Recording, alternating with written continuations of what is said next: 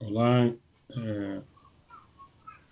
boa tarde a todas, boa tarde a todos. Retomamos então as nossas atividades do quarto colóquio internacional Estéticas das Viagens, Estéticas no Centro, né, cujo título é Estética das Viagens, com a mesa número 7, Viagens na Filosofia e nas Artes. Teremos hoje a participação de três pesquisadores que eu apresento brevemente aqui, o professor Alex Calheiros, da Universidade de Brasília, do Departamento de Filosofia, vai apresentar o trabalho Brasília, Cidade Amputada. Depois nós temos a professora Karina Dias e o Luiz Olivieri, representantes do grupo de pesquisa Vagamundo, Poéticas Nômades, com o trabalho A Bordo dos Dias, da UNB também, e o professor Leandro Neves Cardim, da Universidade Federal do Paraná, do Departamento de Filosofia, que vai falar sobre o trabalho A Viagem, o Viajante e a Máquina do Tempo. Então, com a desistência que houve sem uma programação mínima aí nossa, a gente então realmente teria 20 minutos, 15 a 20 minutos para a fala de cada um. Eu então aviso um pouco antes, 5 minutos, 3 minutos antes, avisando um pouco que está perto dos 20 minutos. E agradeço imensamente aí a colaboração e a participação de vocês. Vai ser uma honra aí ter vocês juntos discutindo as viagens por aspectos distintos. E eu desejo a nós boa sorte e passo a palavra para o professor Alex Calheiros. Então, em primeiro lugar, obrigado, Miguel, pelo convite, né? O congresso demorou a acontecer por causa de todas as consequências aí globais do coronavírus, mas enfim, chegamos aqui. E queria cumprimentar a todos e todas. Bem, o texto que eu vou apresentar aqui hoje, ele é incompleto, né? Porque eu queria, e também não daria tempo se eu quisesse fazer o que eu queria, que era apresentar uma análise de dois filmes do Adirley Queiroz, que é o Branco Sai Preto Fica e o Era Uma Vez Brasília. Eu vou me deter no Branco Sai Preto Fica, né? Por enquanto. Bem, né, só para começar, né, o tema do Congresso muito me anima, porque num passado muito remoto, né, eu fiz um doutorado sobre o cinema italiano, cujo título era Viagem à Itália. E uma parte boa da minha pesquisa, o Leandro deve recordar, eu me dediquei a muitas leituras das viagens à Itália, né, dos muitos viajantes à Itália. Então, subcapítulo da literatura de viagem é justamente as viagens à Itália, né, e particularmente importante para a filosofia, né, embora o meu trabalho tenha ido por um outro lado, que é a descoberta ou a viagem interna, muito menos o percorrer os territórios, mas muito mais descobrir a própria identidade num período de formação, né, política e estética dos italianos logo no pós-guerra. Então, eu me dediquei àquilo.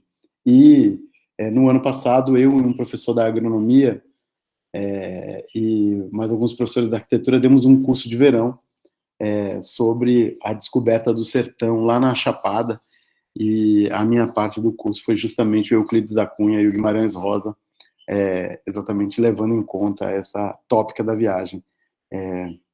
Então, portanto, é um tema muito caro, né? Eu vou fugir um pouco aqui da curva, vou voltar ao cinema, mas ao cinema de um outro modo, pensando a ficção científica, né? Então, o título do trabalho se chama Brasília, Cidade Amputada, né? E a primeira parte do texto é a nossa história fabulamos nós mesmos. Se vocês lembram, é a frase que fica escrita no último fotograma do filme do Adirley, né? Então, Adirley Queiroz, autor de Branco Sai, Preto Fica, um filme de 2014, é hoje destaque na cena cinematográfica brasileira, e eu diria né, já está entrando num certo cenário internacional, por propor um filme improvável diante do deserto estético produzido pelos cinemas televisivos. Apropriando-se não somente do legado do cinema nacional e da pré-história do cinema brasiliense, mas reinventando-o a partir de gêneros narrativos pouco explorados, especialmente a ficção científica, fazendo, em seu último filme, um pastiche entre o documentário e a ficção, causando uma interessante discussão sobre a questão do gênero cinematográfico, elemento imprescindível para marcar sua inequívoca modernidade estética, elaborando, a partir de componentes sedimentados da cultura urbana brasileira e brasiliense dos anos 70 em diante, como o punk, o rap, e fazendo um quadro, assim, da nossa contemporaneidade. Então, embora jovem, né, ou eu ia dizer, apesar de jovem, né, apesar de jovem, embora temporão na carreira, já que antes de se consagrar como cineasta, ele jogou profissionalmente em times de segunda e terceira divisão, tema que ele rendeu o filme Fora de Campo, de 2010, Branco Sai, Preto Fica, é seu segundo longa-metragem. Antecedeu A Cidade é uma Só, de 2011, filme que mistura o registro documental ao fazer uma investigação a partir de um velho jingle, ainda no início da construção de Brasília, feito para esconder as diferenças e que se instalava entre o centro e a periferia da cidade planejada. Há histórias inventadas. O filme é resultado de um edital ganho para fazer um documentário sobre os aspectos da história da cidade no aniversário de seus 50 anos. O resultado foi surpreendente, pois a resposta do filme subverteu completamente as exigências do edital, que previa um documentário no estilo mais tradicional, ou seja, investigativo e justamente documental. O filme é a história da criação da Ceilândia, região administrativa do Plano Piloto, construída para abrigar as populações marginalizadas que permaneceram após a construção da cidade, né? Lembrando aqui que Ceilândia é centro de erradicação, né? Centro de erradicação de imigrantes. O argumento do filme é a história da especulação imobiliária na capital do país. Na campanha feita pelo governo da época para convencer a população a mudar de regiões nobres da cidade para um lugar mais afastado, Adilei reencontra uma das crianças participantes do coral que repetia nos carros de som o bordão do jingle que dizia "A cidade é uma só". Bem, o filme é uma interrogação, né? Mas a história verdadeira somam-se outras, misturando personagens reais e inventados no presente, 50 anos depois. Entre eles, um candidato fictício à presidência da República, né, Dildo, candidato do Partido da Correria Nacional, que distribuía nas ruas da Ceilândia panfletos de sua candidatura, concorrendo com o caminhão de som da candidata, então, Dilma Rousseff, eleita naquele ano. Documento e ficção são já a matéria de sua primeira obra de fôlego. Branco Sai, Preto Fica incorpora elementos novos. A história se passa num presente devastado, pós-apocalíptico, mas que não é totalmente inventado. Personagens vindas do futuro, personagens vindas do passado, personagens que não existem no presente. Elementos importantes da contradição armada por Adirley se dá na reflexão que ele propõe sobre o sentido da história. Crava-lanças, um agente vindo do futuro, onde a vanguarda evangélica dominou o país, chega ao presente para recolher provas contra um Estado que por séculos dizimou as populações periféricas. Destinado a voltar para o futuro, Crava-lanças resolve ficar no passado, que é nosso presente, pois o futuro é muito pior. Isso era 2014, hein? A utopia da cidade nova deu errado. E o bordão positivista, ordem e progresso, diluído na ideologia de que a esperança está no futuro, se desfaz. Em diversas entrevistas, o cineasta discorre longamente sobre a própria trajetória desde a época anterior aos estudos de cinema na Universidade de Brasília, quando, após uma experiência frustrada com futebol, decidiu... Eu estou lendo no celular aqui, daí tá...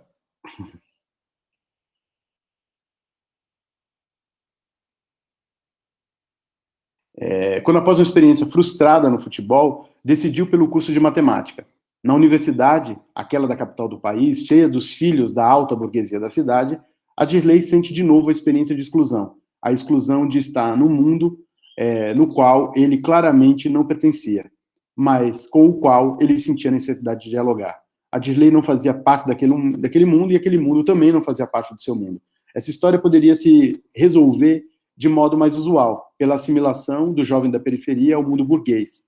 Mas a experiência universitária de estranhamento vivido por Adirley o levaria a trilhar outros caminhos. Foi fabulando aquele mundo estranho aos colegas da universidade, como ele diz, a Ceilândia, que ele encontrou um jeito de se comunicar com o mundo.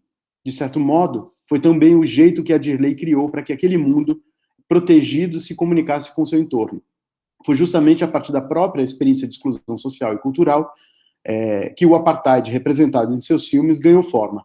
Temas e experimentações estéticas podem ser vistas desde seus primeiros filmes, ou seja, desde Rap, o Canto da Ceilândia, né, ou Branco Sai, Preto Fica, uma distopia ambientada na periferia da cidade modernista de Brasília, e que demarca um lugar novo, ou melhor, um jeito novo de tratar esse espaço de exclusão. Bem, só para lembrar aqui, né, o Adirley sempre conta nas entrevistas que ele exagerava, mentia sobre os absurdos e os crimes que aconteciam na Ceilândia, exatamente para aterrorizar os colegas, né? Então foi inventando essa coisa que, né, nasceu também a necessidade de fazer cinema e inventar histórias. Recomeço. Nos últimos anos, a despeito das graves crises econômicas, ou por causa disso, o cinema brasileiro tem vivido um momento de verdadeira criatividade e renovação. As motivações têm várias causas que não caberiam aqui. Para bem compreender este momento, no entanto, seria importante encontrar pistas a partir das condições que o produziram. Há dois traços importantes do novo cinema brasileiro, ao meu ver. Um traço político e outro estético. Em primeiro lugar, é preciso destacar a percepção clara de que o deslocamento da produção do eixo Rio-São Paulo, né, sentido nos últimos tempos, tem sido benfazejo. Rio de Janeiro e São Paulo, quero lembrar, são tradicionalmente os polos culturais mais potentes do país. Potência produzida pelo histórico desequilíbrio social e político entre o sul e o nordeste brasileiro e o resto do país.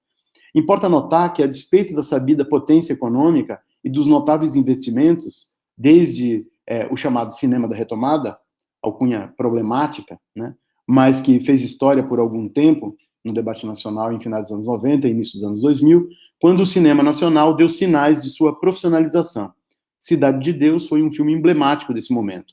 O cinema nacional, ao contrário das expectativas, e depois de fim da euforia, ressurgiu em lugares inusitados. E aconteceu ou por conta de editais de pequenos e médio porte na vigência do governo Lula, ou por iniciativa de coletivos espalhados pelo país, herdeiros de certa democratização das mídias digitais, e, em segundo lugar, contrário ao cinema produzido de forma industrial, dependente do grande capital, vindo de patrocínios de grandes empresas estatais ou bancos, o tipo de filme que tem surgido da periferia brasileira, em sua grande maioria, alia o tratamento de questões sociais, tema recorrente na nossa cinematografia, que muito cedo assumiu na esteira do neorrealismo a pobreza como tema e método, a experimentação linguística, revigorando-se através dos gêneros narrativos inusitados para a nossa tradição cinematográfica, como a ficção científica. O filme Branco Sai, Preto Fica, de certo modo, recorda algumas tentativas feitas em Brasília desde sua fundação, notadamente Joaquim Pedro de Andrade. Eu não sei se essa é uma referência para o Adirley, né? Para mim me parece. E embora esse gênero tenha tido um perene desenvolvimento, não somente no cinema, aliás, pouco é notado, né, indicativo talvez de que fosse necessário escrever sua história para perceber traços distintivos do qual este filme, certamente, me parece, é devedor. Adirley, né, jovem cineasta de Ceilândia, periferia da cidade de Brasília, denuncia as contradições da cidade nova, ou seja, de Brasília, a cidade planejada.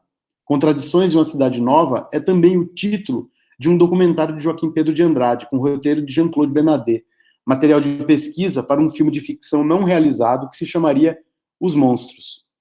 Prestem atenção na atualidade. O documentário mostra, ainda no início da cidade, as suas contradições.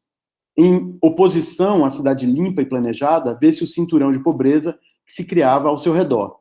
O documentário teria gerado muitas polêmicas ao longo de décadas. Dizia-se que o próprio Oscar Niemeyer não teria gostado do filme.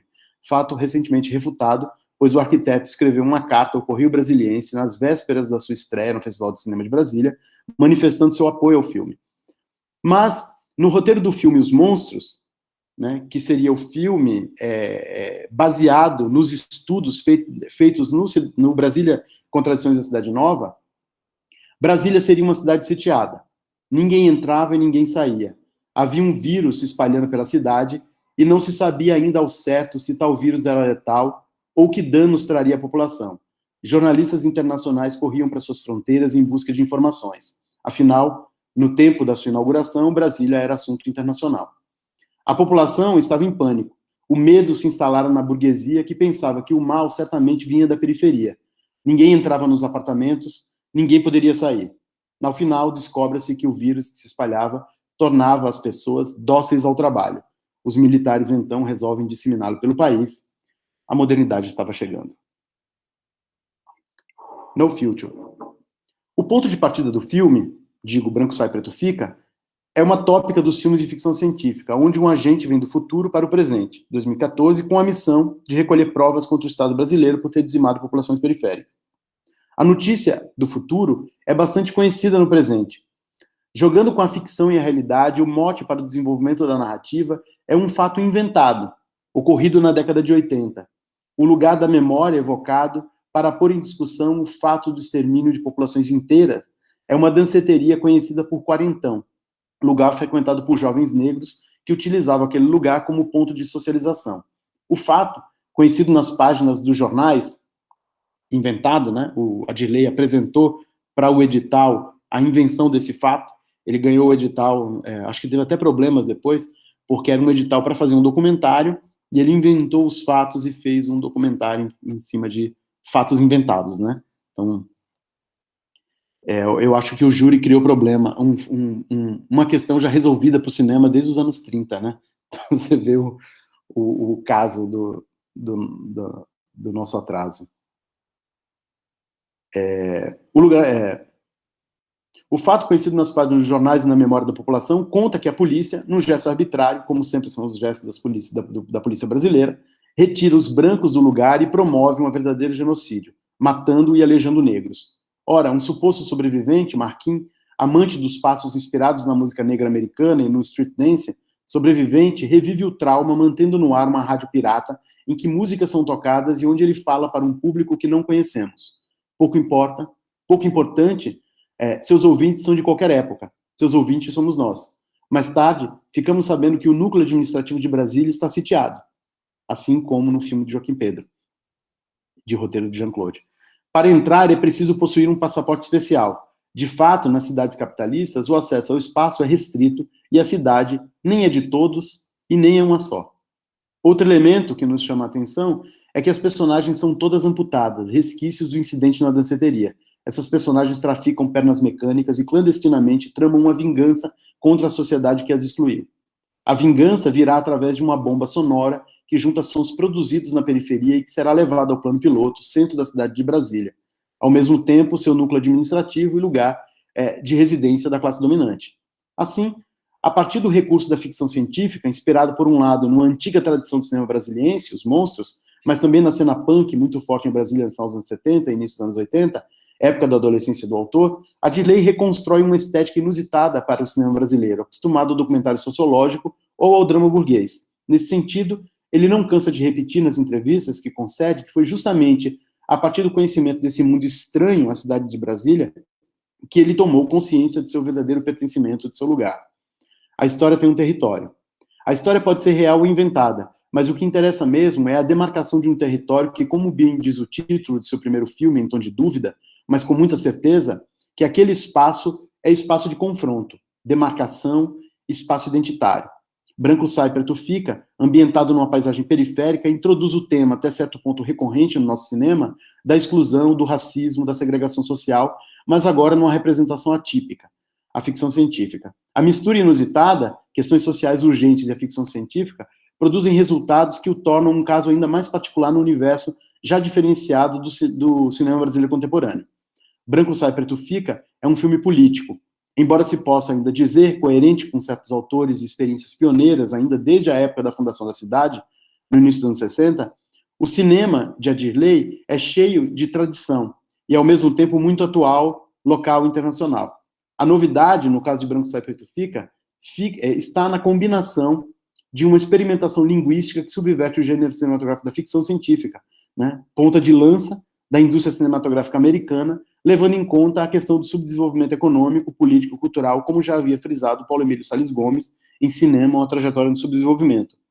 A reflexão é sobre as questões sociais brasileiras, país subdesenvolvido, encenando justamente na cidade de Brasília, ícone da modernidade, que, num âmbito mais geral, é signo da nossa modernização atrasada, a cidade que encarna o projeto modernizador do capitalismo contemporâneo como uma máquina de produzir catástrofes. Daí a necessidade de dar forma a isso através da ficção científica. A utopia de Brasília, na verdade, se transformou numa distopia. A combinação feita por Adirley Queiroz produz um cinema que escapa às linhagens tradicionalmente exercitadas pelo cinema brasileiro. O documentário social, o realismo em suas simples caracterizações.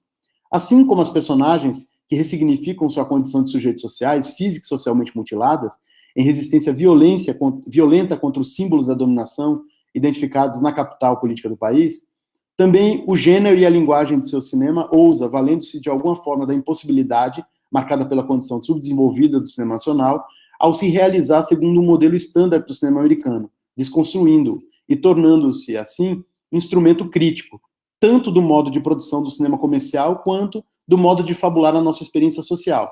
Para Dirley, o cinema é um meio de problematizar relações, estabelecer diálogos e contar histórias. Histórias que não só se passam em Ceilândia, a cidade onde mora o cineasta, mas também a transforma em um dos personagens principais de seus filmes. Apesar dessa especificidade, aparentemente singularizante do lugar de cena, a Ceilândia, os filmes de Adirley carregam traços de todas as cidades brasileiras enquadradas como periféricas. Nesse sentido, o cinema de Adirley é uma representação do capítulo da longa marcha da nossa formação. É parte do processo do nosso próprio reconhecimento. Uma história de mutilações. Muito obrigado, Alex, pela fala.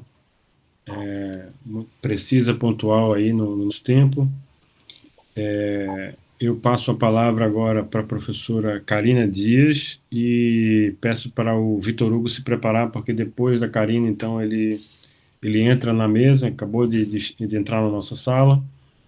Então, eu passo a palavra primeiro para a Carina Dias e depois retomamos com o Vitor Hugo Pereira. Então, Carina Dias, por favor, e Luiz Olivieri tem a palavra.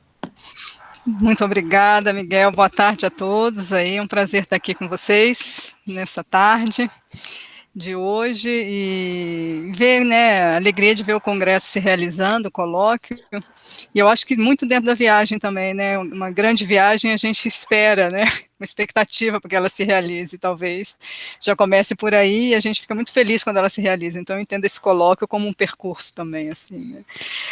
Eu estou aqui hoje junto com o Luiz Olivieri, a Tatiana Terra conseguiu estar também, somos do grupo Vagamundo, Poéticas Nômades, acho que Luiz pode começar compartilhando, por favor. Ok. Que aí a gente já... São 15 minutos, né, Miguel? Então, voltamos aos 15, né? Exato. Tá. Então, o Vagamundo Poéticas Nômades é um grupo de pesquisa, né, um coletivo de artistas, pesquisadores, mestrandos, doutorandos, doutores, mestres, vinculados ao programa de pós-graduação em artes da Universidade de Brasília. Hoje a gente vai falar aqui sobre o artigo que nós enviamos, que se chama A Bordo dos Dias. Esse artigo ele faz parte de um projeto maior, que eu vou contar um pouco aqui para vocês, que é uma empreitada que nós realizamos desde 2016, que é dar a volta ao mundo sem sair de Brasília, pelos setores de embaixada sul e norte da cidade. Então, Luiz, você pode ir passando, por favor? Né, a gente tem um site para quem se interessar, está no Cargo Collect, Vagamundo, Poéticas Nômades, vocês vão achar com facilidade. Vou apresentar, esse é o Vaga, né, então a gente tem o Levi Ortoff, Gabriel Menezes, Júlia Milward, César Becker, Ludmila Alves, Luiz Olivieri, Iris Helena, Tatiana Terra, na foto tem a artista Luciana Paiva, mas hoje ela já não está mais no Vaga.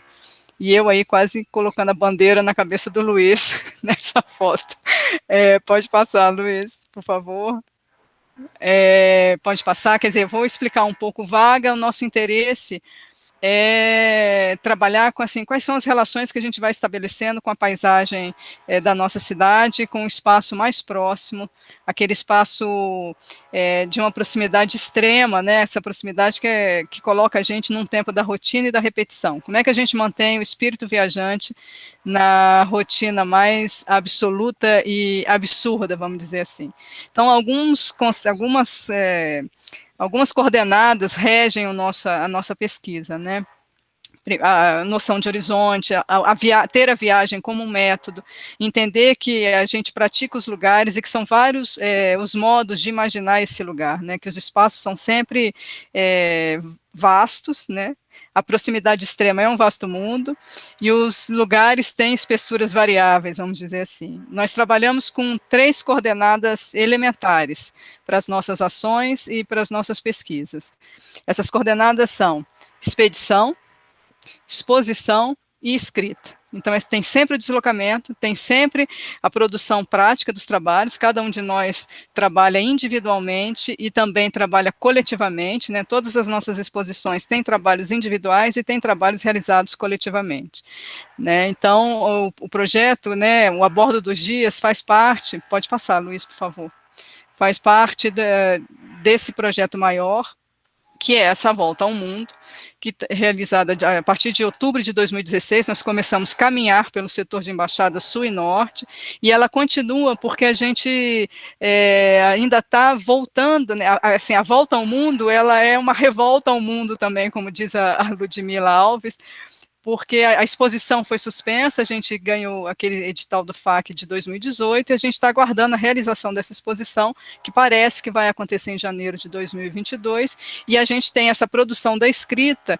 que é uma forma de entender, né, como é que a experiência se transforma em relato, né, quantas são as formas de contar e recontar uma viagem. Então, a gente chamou esse momento aqui para vocês hoje de 1080, mais uma centena de dias, porque uma parte da volta ao mundo durou 1080 dias, só que como ela continua, dura uma centena de dias. Pode passar, Luiz. Então, como é que foi isso, né? Ao longo desses 1080 dias, a gente se encontrava em um país do setor de embaixada sul e norte de Brasília para caminhar. E ali a gente se deparou com questões que, de repente, foram saltando, assim, né, aos nossos olhos, de uma atualidade extrema, né? Dar a volta ao mundo no setor de embaixadas, né, significa dar uma volta ao mundo extramuro. É uma volta ao mundo que se faz fora dos países, porque a gente não chega simplesmente nas embaixadas. Então, a gente começou a entender que a nossa volta ao mundo se dava colado no muro, entre terrenos baldios, acompanhados o tempo todo por dispositivos infindáveis de vigilância, por perguntas que se repetiam constantemente, por exemplo, o que vocês estão fazendo aqui? Questões que aparecem numa viagem em qualquer situação de fronteira. Isso foi desde o primeiro momento, eu saía sempre com a minha carteirinha de professora da UNB, não era um passaporte, mas era a minha carteira de professor. Fomos parados pela polícia, que quiseram saber, nós éramos um grupo de 10 artistas na ocasião dessas viagens, munidos de câmera, moleskines, máquinas fotográficas, filmadoras, casaco, filtro solar, água, os nossos instrumentos eram esses, né? E tivemos, por exemplo, em uma das situações, que uma funcionária de uma das embaixadas nos pediu para ver o que a gente estava fotografando e solicitou, ela não pediu, ela solicitou que apagássemos todas as imagens, porque a gente poderia estar filmando um agente secreto. E ali, de repente, coloca a gente para pensar assim, até onde vai a cidade? Em que momento eu sou residente e me transformo no forasteiro que não tenho mais direito de passar, não tenho mais direito de circular? O que me dá, quem carimba meu passaporte para que eu possa circular naquele espaço?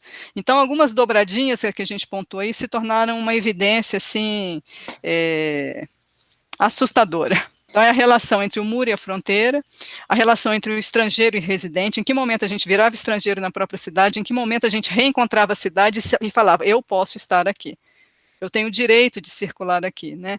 A relação entre hospitalidade e hostilidade, ela foi muito evidenciada, né? Para vocês terem uma ideia de todas as embaixadas, né? De todos os países, a gente não fala em embaixadas, a gente fala em países, né? Em todos os países que nós visitamos ou que não visitamos, apenas 2 nos convidaram para que a gente se aproximasse. Um foi o México, que eles nos viram fora e falaram, venham, a gente até se assustou, assim, quase, é com a gente pode ir, né, então a gente entrou, eles nos ofereceram água, falaram, vocês não querem sentar, vocês não querem olhar, e a gente ficou na Embaixada do México, quase como um oásis no meio do deserto, pelo tempo que a gente quis. E o outro país foi o Egito, era a embaixada, quando a gente passou na frente, estava aberta, e eles falaram, olha, o portão está aberto, mas a embaixada está fechada, mas voltem amanhã para festejar o Ramadã. Foram os únicos 2 contatos. Nos demais, são contatos com as câmeras, com os vigias e com os dispositivos de segurança do país, né?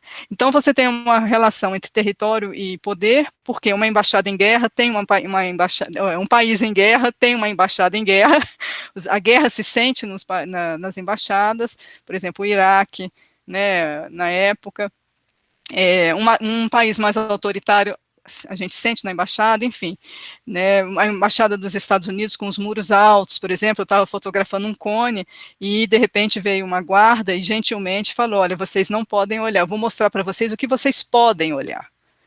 E ela nos levou para olhar um mural de mosaico de papagaios, onças, quase um Douane Rousseau, uma floresta ali, e aquilo para mim foi muito marcante, porque eu falei, ela está botando a gente para olhar uma floresta de bichos tropicais, quer dizer, que espelho é esse que a gente é autorizado a se ver, né? A relação norte e sul, ela se embaralha nesse mundo, há uma relação geopolítica e, sobretudo, geopoética, né, que nos interessa muito pensar, geopoética é um dos nortes do nosso pensamento, e como é que você transforma a experiência no relato, né? Essa inversão geopolítica e que se torna geopoética, ela se dá pelas vizinhanças dos países. Então, o setor de embaixadas, para quem não é de Brasília, ele compreende uma grande área, né? E os países, a relação norte-sul, ela se embaralha porque as vizinhanças, elas são díspares. Então, por exemplo, aqui o Panamá faz vizinhança com a Noruega, né, com a Dinamarca e a Finlândia. Aqui os países do norte aí estão até um pouco juntos, mas depois isso se explode, e as fronteiras são redesenhadas de outra maneira. Então, pode passar, Luiz, por gentileza. Então, por exemplo, a Itália faz fronteira com a Índia, que faz fronteira com a Hungria, que faz fronteira com a Indonésia. E isso, para mim, para a gente, foi se tornando uma evidência desse embaralhamento das relações norte e sul. E como é que, por exemplo, as bandeiras, embora a gente não se veja como conquistadores do espaço, não é essa a nossa relação com o espaço, muito pelo contrário, como é que era assim, em sol, a nossa viagem, ela durava o tempo que o sol de Brasília permitia, que a seca permitia, que a chuva permitia, porque é uma área completamente descampada, não há abrigo no setor das embaixadas, isso foi um espanto muito grande.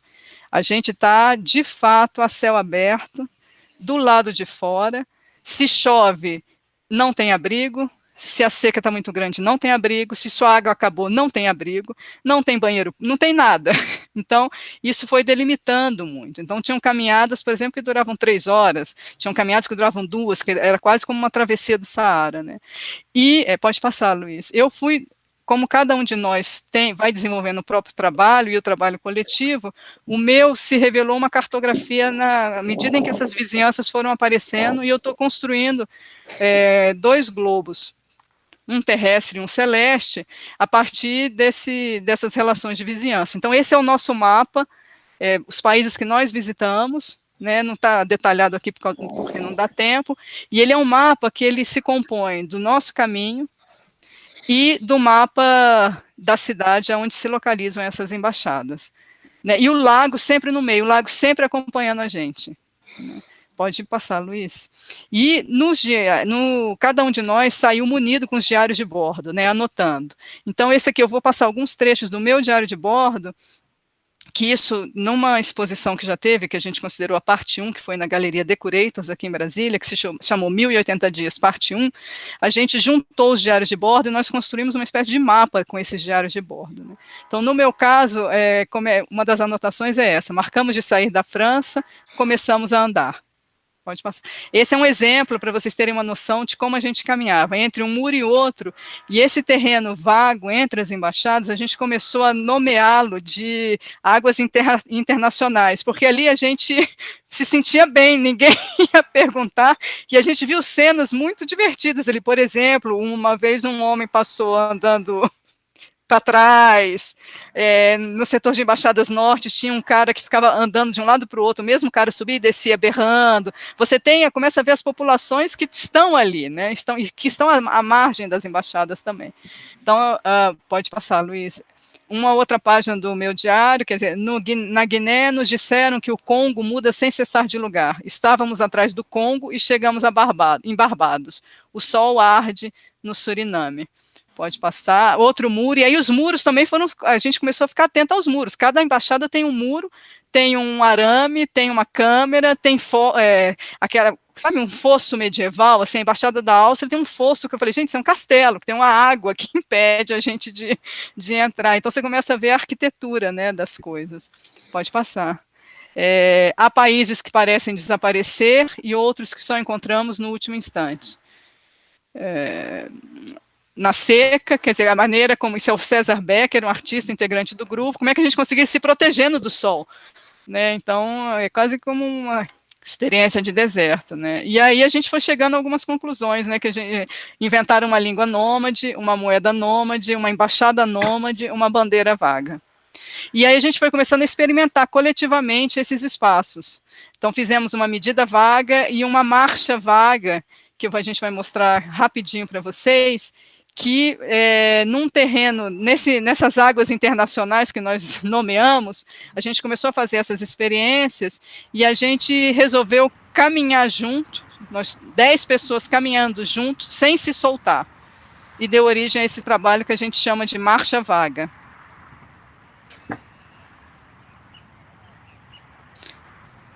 Faltam 2 minutos, Luiz, aí passar só um pouquinho, só para ter uma ideia do que é o marcha vaga, porque o percurso é longo. E foi muito divertido e exaustivo fazer, porque o que significa caminhar junto? Se um se solta, desmorona. Então, como é que você mantém o desejo de que os passos continuem, né? Saiu todo mundo exausto, porque a gente andou um longo caminho, assim, essa é uma versão reduzida do vídeo, tem 15 minutos, e a gente segue até sair do plano, assim. Vai andando, vai andando. Acho que deu para ver, né, Luiz? Pode passar, por favor, que agora já devo ter 1 minuto. E a relação com a bandeira, que a gente finca e rouba a própria bandeira, a ideia não é fincar bandeiras, mas é vagar pelo espaço, né, assim. E para o texto aqui, a bordo dos dias, foi um texto escrito a 9 vozes, né, 8 vozes, não, 7 vozes, 7 do Vaga escreveram juntas, e a gente contou essa viagem, como é que foi para cada um de nós, né, então no texto tem as nossas iniciais, aí como vocês podem ver, e o texto se estruturou, pode passar, Luiz, por favor. O texto se estruturou em 4 eixos, né, o primeiro é o do impulso da viagem, o segundo, do ponto que as coisas nos tocam, o terceiro, das baldeações, e o quarto, dos baldios. E aí, o texto, eu vou ler ele corrido, é rapidinho, só para vocês terem uma ideia como é que ficou, né? Então, partir de um vocábulo interior, fixar o início, andar sobre nomes. Como posso te contar dessa viagem? Numa volta ao mundo, nunca viajamos sós. Levamos sempre a sombra dos lugares habitados. Às vezes, tenho a impressão fugidia de que o que fizemos, e ainda fazemos, voltar. Deixar territórios sonoros e atravessar barreiras, tocar distâncias, ir por onde os caminhos convidam, países como pontos de fuga. Reencontrar a língua do espaço. Em volta de muros, me orientar sempre em direção aos descampados. A expedição foi se fazendo entre muros, calçadas, ruas, raízes, descampados, anotações, fotografias e uma série de outras camadas acumuladas. Nessa faixa de terra vermelha, os de dentro espreitam os de fora e observam possíveis movimentos aberrantes. A tempestade de areia, vento ou água viram o tabuleiro e o mundo demora-se em retornar. A burocracia controla o brio, o país é um cartório. Todo mapa é uma sombreada paisagem. Os trabalhos são como ideias cometidas por acidente. Eu procurava me camuflar para poder continuar escutando. Há uma terra em comum? permanecemos de bom bordo, a boroeste, nesses oceanos baldios. Trindade e Tobago está em outro lugar. Pode uma língua vaga ser feita da fala de passos? Na escuta dos sons silenciosos. O baldio é um ponto de projeção, o futuro do presente do indicativo do pensamento. E o futuro? Onde está? Obrigada, gente. Era isso. Acho que deu tempo. Aqui tem a bibliografia para quem se interessar. Obrigado, Karina. Excelente trabalho. A gente deveria ter realmente mais tempo, né? Mas infelizmente aí nessa nova modalidade.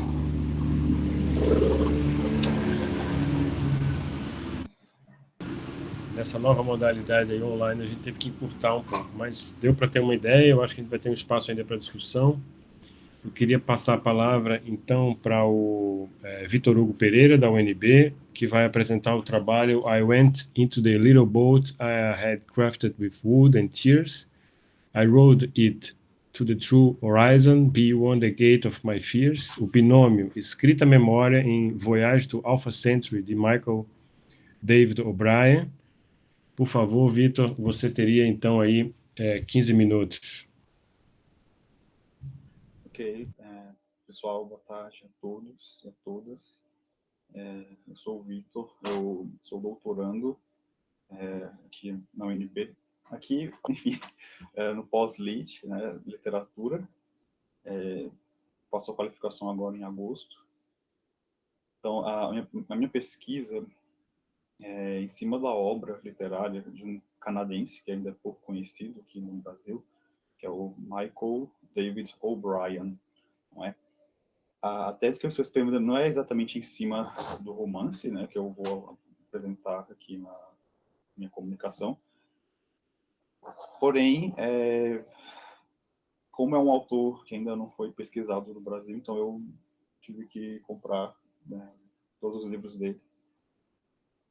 Aí eu fui lendo e peguei algumas coisas interessantes. Acho que interessante para ser apresentado nesse congresso, nesse outro, né? Então, para este congresso, eu fui convidado pelo Tiago Mendes. Ele me animou a participar. Aí pensei em unir essa proposta, a estética das viagens, etc. Não é? E esse romance, Viagem a Alpha Centauri, é o primeiro romance em que o Michael O'Brien se aventura na ficção científica, não é? Alpha Centauri é a estrela vizinha do nosso Sol, não é? Está a aproximadamente 4 anos-luz de distância. E o romance apresenta o diário de um físico que ajudou na construção de uma nave espacial, não é, que possibilitasse uma viagem mais rápida, né, para um espaço entre as estrelas. Não é? O romance acontece no futuro hipotético, ficcional, de 2097, não é? E o físico Neil, que é lá daquela fronteira entre o México e os Estados Unidos, né, aqueles estados fronteiriços, ele conseguiu, né, através da sua pesquisa física, descobrir diversos princípios que pudessem possibilitar que uma máquina pesadíssima viajasse até a metade da velocidade da luz sem que ela se desintegrasse. Né? Enfim, eu não sou da física, mas parece que tem um princípio na realidade que impede, né? Torna meio que impossível, né, uma viagem a uma velocidade tão alta. Mas, de qualquer forma, ele ajuda a criar essa nave, que se chama Cosmos, e ele se alista, não é, para poder viajar para um dos planetas que circunda a Alpha Centauri. Não é claro que há uma certa dificuldade em observar planetas de outras estrelas a essa distância, mas no campo da ficção, esse planeta parece ser habitável, e o que motiva esse alistamento do Neil é o fato de que nessa Terra, né, aqui ficcional, planeta Terra ficcional, existe um governo totalitário mundial e ele decide se alistar para fugir, né, dessa invasão. Então, só que ele começa a perceber que esse governo mundial planetário tem pelo menos um tentáculo governando a nave espacial, não é? A nave espacial é como se fosse uma cidade flutuante. Inclusive, é um desses termos que é utilizado na narrativa. Então, tem de tudo nessa nave. Tem um gerador de gravidade, tem diversos painéis que simulam ambientes naturais da Terra, né? Florestas, campos. Tem salas com música que você pode acionar, etc. Então, tudo isso foi pensado para tornar a viagem menos cansativa, mais prazerosa, né? Porque se a luz demora 4 anos para chegar a luz do Sol chegar na outra estrela, então uma nave que viaja até a metade demoraria 9 anos e meio, às vezes 10 anos. Então, ainda assim é bastante tempo. Ainda assim é bastante tempo. Então, muita coisa foi acontecendo nessa viagem, até o momento em que ele decidiu, para manter a sua sanidade mental, decidiu escrever um diário, não é? Então, dentro deste romance, tem um diário de bordo, né? Um diário de viagem, né? Já conectando com a apresentação da professora Karina, né? A temática do diário. Então, é um diário em que ele vai registrando algumas coisas que são tanto interessantes para que ele não enlouqueça com, com as coisas que vão acontecendo, né, dentro da nave, e também a escrita acaba engendrando diversas memórias involuntárias, não é? Então, ao longo do romance ele vai colocando o dia, não é? Dia 300, dia 400, não é? E esse mecanismo do diário, né, o diário que foi estudado pelo Maurice Blanchot, possibilita uma escrita de si, não é? Escrita de si. Aqui eu faço uma referência ao Foucault, não é? Tem um texto sobre a escrita de si. Então, essa escrita de si, ela vai sendo potencializada pela escrita, não é? Ou uma escrita literária, né? Que tem alguns trechos que o físico se utiliza, né, dos artifícios da literatura para expressar o seu ser, né, nesse contexto de viagem intergaláctica, muito conforto, mas também uma vigilância invasiva. E aí ele começa a ter memórias da sua infância, da sua adolescência, não é? Quando ele estava lá no Novo México, não é? Bem no começo do diário, antes dele entrar na nave, não é? Ele registra algumas memórias, não é? Então, essa relação entre memória escrita vai ficando muito forte, né? Então, bem na página 15, né, aqui da primeira edição, né? Só lembrando que esse romance já está na segunda edição, né? A tradução, melhor dizendo. Então, ele fala... Então, uma outra memória veio à tona. A época em que eu tinha 14 anos de idade. Numa tarde de sábado, de outubro, 6 anos depois, eu andava discretamente através dos arbustos com um fuzil .22 nas mãos, perseguindo lebres. Durante a última hora, eu havia parado várias vezes e olhado para trás, flagrando meu cachorro no ato de me seguir. E assim por diante, eu não vou me deter muito nessa memória, mas só para ilustrar como que ele vai intercalando, né, diálogos que ele tem com outras pessoas dentro da nave, impressões que ele tem sobre algum livro que ele está lendo, sobre a música de Mozart, que ele aprecia bastante. Então, essa memória que ele vai resgatando, ela está permeada de símbolos, não é? Que um dos símbolos que eu percebi, né, que eu até escrevi em um artigo, é o símbolo da escada, não é? O símbolo da escada que aparece de forma metafórica quando a gente vê, né, que por que serve uma escada? Para levar para cima ou para baixo. Então, claro que no espaço essas referências de cima e baixo estão meio que zoadas, né, pela gravidade, pela posição. Então, a escada vai significar tanto essa ideia de subir para um outro nível, não é? Sair desse nível das opressões políticas dentro da nave espacial, como uma escada que ele frequentava quando era adolescente. Ele frequentou uma vez contra a sua própria vontade. Não é?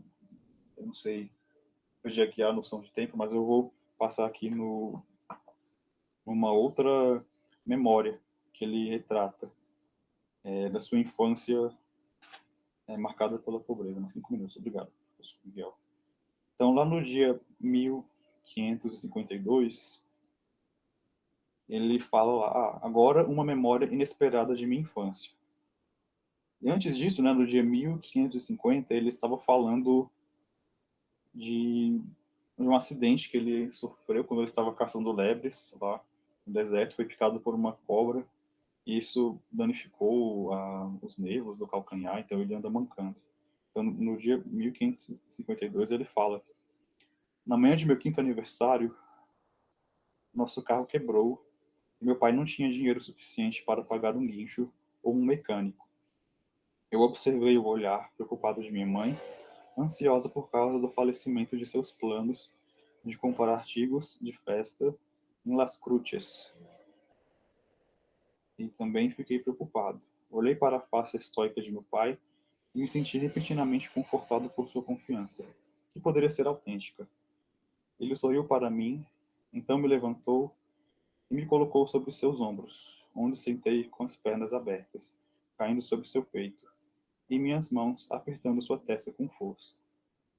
Nós costumávamos chamar isto de, entre aspas, a volta do camelo, em vez de cavalinho. Indo mais para frente aqui na narrativa, eventualmente eles chegam nesse novo planeta e descobrem que tem jardins muito belos. O Neil foi proibido pelo comitê lá do piloto, foi proibido de ir ao planeta. Porém, ele consegue ir de forma clandestina, através de amizades com pessoas que estão pilotando a nave espacial, e eventualmente ele começa a ter sonhos que misturam as memórias dele, pessoas que estão na nave e cenas desse planeta, não é? Então, bem, é algo que está, de certa forma, apontado no começo, né? Porque tem uma tripulante que é médica, a médica da tripulação, ela é indiana. E bem no começo, ele menciona, né? Lá no começo do diário, ele fala de um cubo turquesa, né? Que tem sobre a mesa dele, para o qual ele fica olhando. E turquesa é a roupa, é a cor da roupa, né, do sari, ou da sari. Eu deixei de checar se sari, aquela roupa indiana, é masculino ou feminino, mas, de qualquer forma, a roupa que a médica Sidotra utiliza é turquesa. Então, essa cor vai tendo um significado cada vez mais mais profundo, né, ao longo da narrativa, claro que está intercalado com outros símbolos, porque existe uma árvore nesse planeta que possui, em vez de flores, possui cristais de cor azul esverdeado, né, ciano. Então, para finalizando a minha breve exposição, eu percebo que o autor ele se utilizou de símbolos para veicular essa conexão entre a memória e a escrita, não é? Coisas que já são percebidas, não é, há muito tempo pelas pessoas que pesquisam as relações entre a memória e a escrita, e que esses símbolos estão presentes na vida do autor do diário, na vida dele, no exterior, não é, no exterior imediato, e no exterior mais longínquo, né, no caso o planeta que circunda a estrela. Então é isso, pessoal. Obrigado pela atenção. Obrigado, Vitor Hugo, pela exposição. Espero que a gente consiga juntar isso tudo em breve. Acho que vai ser possível, vislumbro já algumas alternativas, mas passo de imediato a palavra para o professor Leandro Cardim fazer a exposição. Por favor. Boa tarde a todas e a todos, né, pessoal que escuta. Então, eu vou fazer uma rápida apresentação também, espero que bem rápida, sobre o tema da viagem, o viajante e a máquina do tempo. Tinha planejado em fazer uma espécie de comparação entre dois textos, o que é óbvio que eu não vou conseguir fazer num pequeno espaço de tempo que a gente tem. E aí, então eu vou me centrar na análise rápida de um conto do Ray Bradbury, né, que é aquele cara que escreveu as Crônicas Marcianas e também Fahrenheit, né, tem um conto dele chamado O Convector Toynbee, daqui a pouco eu vou falar sobre isso. Só queria agradecer o convite e dizer que para mim é uma honra estar falando entre vocês, enfim, cada uma de um lugar, né? Então, eu tenho uma hipótese aqui para juntar essas três coisas, né?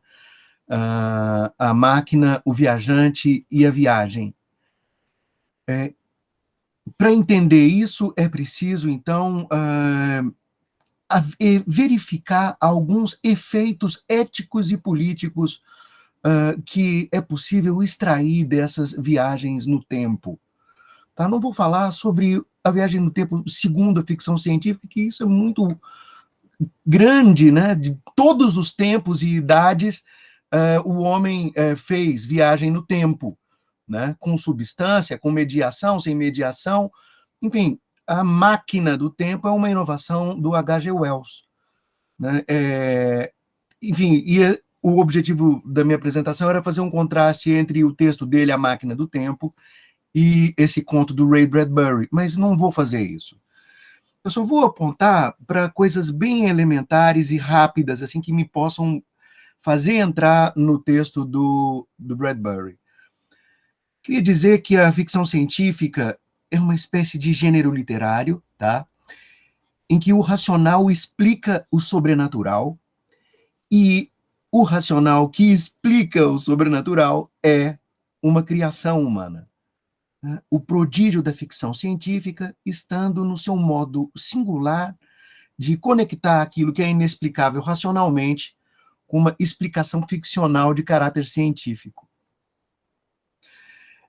Ela explica o sobrenatural de maneira científica e lógica, porque para ela a própria ciência e a lógica estão conectadas à ficção, né?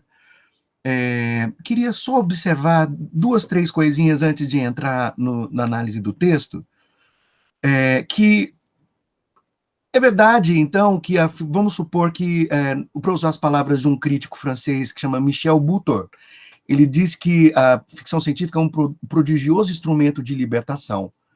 mas que também pode ser um instrumento de opressão. Né? Precisa dar conta, seria preciso dar conta do caráter objetal, né? Como, para usar o jargão, né?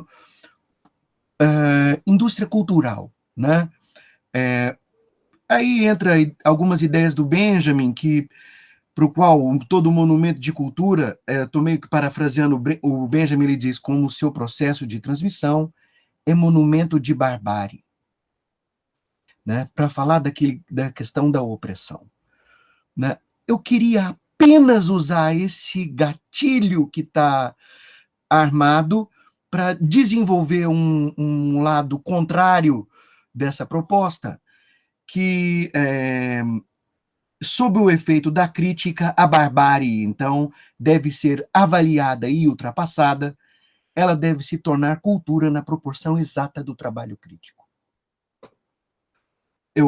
Uma frase de um filósofo contemporâneo, o chamado Didi Huberman, ele diz assim: não deveríamos, é uma pergunta, reconhecer em cada documento da barbárie algo assim como um documento da cultura, que mostra não a história propriamente dita, mas uma possibilidade de arqueologia crítica e dialética? É uma proposta, é um desafio, né? Não é evidente, isso não é de forma alguma evidente, mas eu vou deixar em aberto para poder discutir depois. 2 pontos que eu acho que vale a pena também levantar, que é o fato de que a ficção científica trabalha naquilo que é o possível, né? Ela deve ser valorizada na descrição do possível. Ela deve fazer ver o que não é, mas poderia ser. Ela exerce um poder de vinculação sobre a imaginação que é comparável à mitologia clássica, que liga o mito, o rito e a imagem. Né? Ou, se você preferir, a viagem, o viajante e a máquina. Mas também ela explora o impossível. Ela termina fazendo acontecer o que não é e não poderia ser. Lá, nesse texto do Bradbury, que eu vou abordar agora, ela termina transformando a vida da humanidade e a do planeta. O personagem do Bradbury ultrapassa o mundo humano com outra criação humana. Então, eu teria que desdobrar isso que eu vou falar aqui agora, mas vou dizer de forma bem resumida e sintética. Então, o lugar em que se situa o viajante suscita uma razão de ser da viagem e torna explícita a mediação da máquina. Então, nessa perspectiva, não tem jeito de dissociar o uso da viagem no tempo e a transformação que ela desencadeia, ou, se você preferir, não dá para separar o feito e o efeito. Então, nesse Convector Toynbee, foi publicada pela primeira vez na revista da Playboy, de 1984. Nesse conto, o repórter Robert Shumway vai entrevistar Styles, o viajante no tempo. A entrevista é para comemorar o centenário da viagem transmitida ao vivo para os principais países do mundo. Styles vai fazer um pronunciamento no dia em que vem do passado e mergulha novamente no passado. Em 1984, no dia do seu aniversário de 30 anos, Styles viaja para o futuro em 2084. No presente do conto, ele tem, então, 130 anos. E com sua ajuda, a humanidade conseguiu vencer as dificuldades que ela própria se criou. Styles viaja 100 anos para o futuro e traz informações suficientes para ajudar o mundo a modificar-se para muito melhor.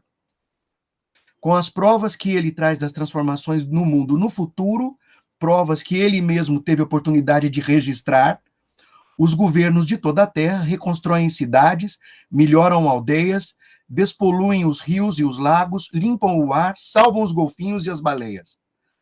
Acabam as guerras, lançam estações espaciais, colonizam a Lua, chegam a Marte e a Alfa Centauro. Styles diz, numa bela hora, descobrimos a cura do câncer e vencemos a morte. Então, o Styles escreve um livro, faz um filme de 2 horas, apresenta fotos, fitas gravadas, discos, cassetes do voo maravilhoso e extraordinário. Ele diz: o mundo todo havia enlouquecido de maneira que todos competiam para fabricar aquele futuro. Fundar as cidades prometidas, salvar todos os animais e compartilhar com eles o oceano. Fim de citação. Depois da viagem, o Styles conta o que viu e ajuda a encaminhar o mundo na direção do futuro registrado. Antes de se isolar, ele percorre o mundo, aparece na televisão e desfila. Ele diz que vem mais ou menos de Arnold Toynbee a ideia de que qualquer mundo que não queira correr para agarrar o futuro e construí-lo está condenado a dissolver no pó da sepultura. O Styles sabe que o historiador em questão não disse exatamente isso, mas isso não lhe é relevante. A propósito, ele chama sua máquina do tempo de dispositivo de apropriação do futuro. A propósito, foi isso que ela fez, né? A narrativa acontece no momento em que todos aguardam a aparição e a passagem de Styles no céu. A grande expectativa para o momento do evento mundial, toda a população do mundo acompanha a transmissão do instante exato em que ele surgirá nas alturas, importante acontecimento, como ele diz, que mudou o futuro da humanidade do dia para a noite, das trevas para a claridade. Mas esperaram em vão. Depois da frustração geral, Styles leva o repórter ao seu laboratório e, com simplicidade, diz: eu menti. Eu nunca fui a lugar nenhum. Permaneci aqui, mas fingi que tinha ido. Não existe nenhuma máquina do tempo, apenas algo que se parece com uma. Fim de citação. Por que ele fez isso? O que estimulou essa mentira? Né? Ele explica assim, o repórter, vou ler um trechinho do conto agora, que eu acho que é muito próximo da nossa realidade, é por isso que eu estou citando isso agora. Né? Ele diz assim, um trecho longo, mas eu vou citar assim mesmo: porque eu nasci e me criei numa época, isto é, nos anos 60, 70 e 80, em que as pessoas tinham deixado de acreditar nelas próprias. Eu vi a desgraça, a razão que não se dá mais razões para sobreviver. E fiquei comovido, deprimido e também furioso com aquilo. E todo lugar eu via e ouvia a dúvida. Por todo canto eu deparava com a destruição. E em tudo havia desespero, tédio intelectual, cinismo político. E o que não era tédio e cinismo era ceticismo exagerado e niilismo incipiente. Tínhamos tudo o que se possa imaginar. A economia era morosa e confusa, o mundo uma cloaca. A ciência econômica permanecia um mistério insondável. A atitude geral era de melancolia. A ideia de impossibilidade de uma mudança estava na moda. E o slogan vigente era o fim do mundo. Não parecia valer a pena. Ia-se para a cama às 11, saturado de notícias ruins, e acordavam-se às 7 para ouvir notícias ainda piores. Passava-se o dia todo nadando debaixo de água, e à noite a gente se afogava numa onda de pragas e pestes. Ah, não eram somente os 4 cavaleiros do Apocalipse que galoparam no horizonte para tombar nossas cidades. Um 5º cavaleiro, o pior de todos, cavalgava junto com eles.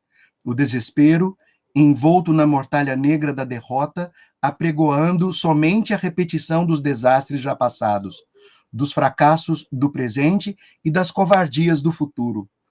O que seria a colheita humana no final do incrível século XX? Bombardeado com resíduos fuliginosos e sem nenhuma semente radiosa.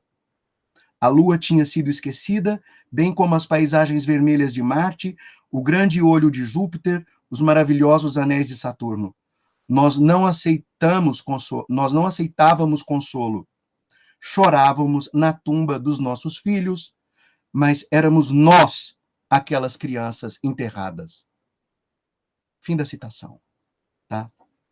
Então, no conto, tudo se passa como se a humanidade, no ano de 1984, cavasse sua própria sepultura e se enterrasse a si mesma.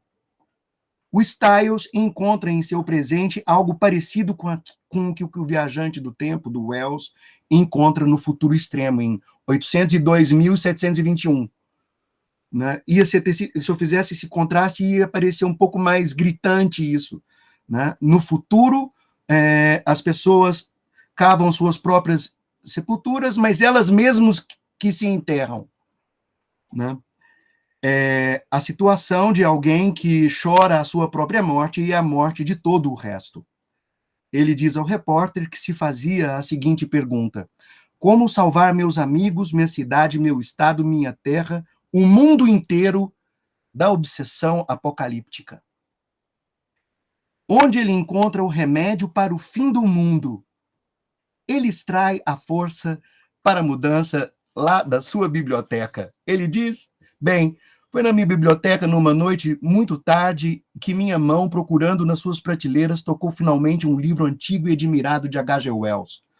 Sua máquina do tempo me chamava como se fosse uma voz de um fantasma através dos anos. Eu escutei, eu a compreendi, ouvi atentamente o que ela me dizia. Então fiz o projeto, construí, viajei, ou pelo menos fiz crer nisso. O resto, todo mundo já sabe, é história. Então, o Styles constrói cidades e miniaturas, edita filmes, transforma cenas em mitos.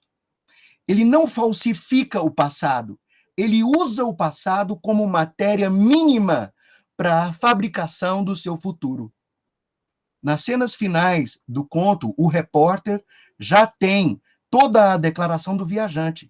O Styles diz: a vida sempre mentiu para nós. Para que também, gentilmente, mentíssemos e tentássemos transformar a mentira em verdade. Eu continuo citando: para que tecêssemos sonhos e dentro deles colocássemos ideia, carne e realidade autêntica. Tudo, afinal, é uma promessa. O que parece mentira é uma necessidade premente que se deseja nascer. Fim de citação. Então, o Styles diz ao repórter que vai finalmente fazer a viagem, vai fazer funcionar a máquina e, com isso, vai começar a existir apenas nas profundezas do passado. Ele se senta no interior do seu dispositivo e põe o cinto de segurança. O repórter não entende bem o que o viajante quer, mas aceita a encenação. Liga a máquina, diz as palavras que Styles pede e gira a chave para pôr a máquina em movimento. A máquina faz um barulho característico, Styles fecha os olhos e sorri gentilmente, dizendo sim. Logo em seguida, o repórter percebe que Styles está morto e que ele tornou-se definitivamente um viajante no tempo. O repórter desliga a máquina, mas logo em seguida liga novamente para que ela acompanhe simbolicamente o viajante.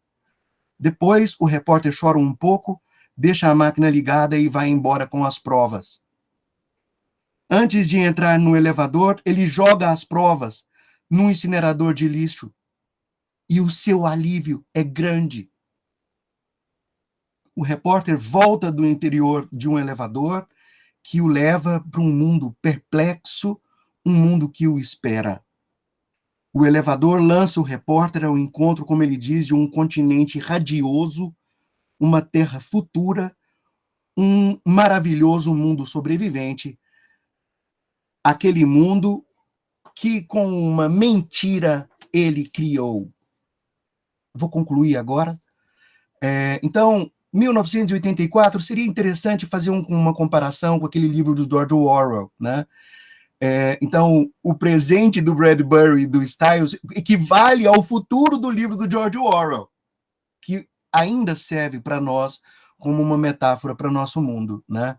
Então, uma metáfora, como diz o Bradbury, é a cura. Então, para concluir, eu diria que o fato da viagem, a realidade tal como o Styles faz crer e aparecer depois de ter testemunhado o futuro, todas as provas que ele apresenta e todos os discursos, em tudo isso, a realidade é a própria ficção. Com um manejo extraordinário dos signos, Styles consegue estar à altura de um desejo por um futuro impossível. é porque ele está com os olhos na direção desse futuro impossível que ele consegue transformar a ficção em realidade. Toda a sua maneira de falar, de apresentar provas, de compor o projeto e o material daquilo que se tornou o mundo futuro, todos os seus objetos, tudo isso está conectado com uma percepção muito aguda do seu próprio tempo. O Styles também sabe fazer um excelente uso do momento oportuno para agir. Ele leva ao limite a força e o poder da criação de um mundo. Ao contrário das pessoas que habitam um mundo em 2084, quem lê o conto do Bradbury sabe da mentira, conhece o efeito e entende o que é melhor que a mentira prevaleça, sem que a verdade, todavia, esteja perdida. O repórter acha que é melhor que ninguém mais saiba a verdade sobre o feito e o efeito da viagem no tempo. O conto do Bradbury fala de um feito que teve um efeito de verdade. Muito obrigado. Obrigado, Leandro, pela excelente fala e concluindo aqui a rodada de apresentações, muito bem. De fato, era mais ou menos esse o gancho que eu estava observando, né? Você adiantou a minha fala de reunião um pouco aqui antes de abrir para as perguntas. Eu vou comentar um pouco enquanto as pessoas vão ali bolando as suas perguntas, mas realmente essa parte da verdade da ficção é latente aí, tanto na realidade da ficção, como você disse, né? É latente na sua fala, na fala do Alex e do próprio Victor Hugo, né? De quão verdade, da quantidade de verdade que a gente vê na ficção por diversas maneiras aí, que a gente poderia explorar a partir de agora. E com a fala da Karina, eu fiquei me perguntando justamente o inverso, né? Se essa verdade que é o setor de embaixadas, né? As áreas que tem embaixadas, que parece ser uma verdade, é um espaço ali, se essa descrição que ela deu não parece muito mais uma ficção, né, de a gente não poder circular nos próprios espaços da cidade, né? Lembrando que essas embaixadas, esses terrenos, quando foram doados, né, e eu acho que isso serve para outros países também, sim, serve para outros países, né, eles são, de fato, um território estrangeiro dentro de Brasília, né? Isso é bastante... Esses acordos diplomáticos implicam nisso, né?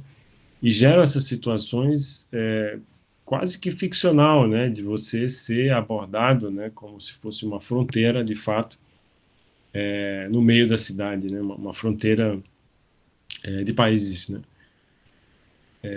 E é difícil entrar na embaixada, a gente sabe, né, quem já precisou entrar sabe como é rigoroso todo o controle, né, mas foi uma imagem, né, chocante, quase que ficcional, né, da coisa toda que você trouxe.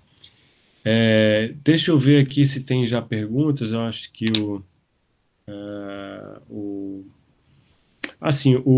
o Eduardo Rossetti, que saiu, ele teve que sair, mas ele deixou uma consideração legal, assim, que é professor lá do Departamento de Teoria e História da Arquitetura, falando que é pouco explorado, né, essa parte do plano piloto e que poderia ser uma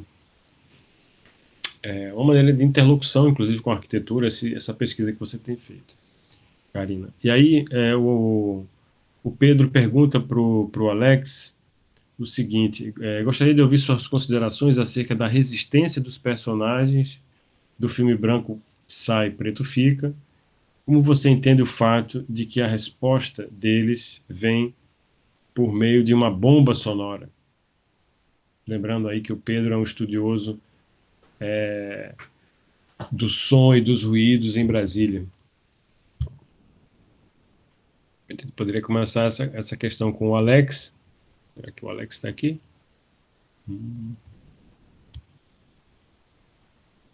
Estou aqui sim, Miguel. Então, você escutou a pergunta?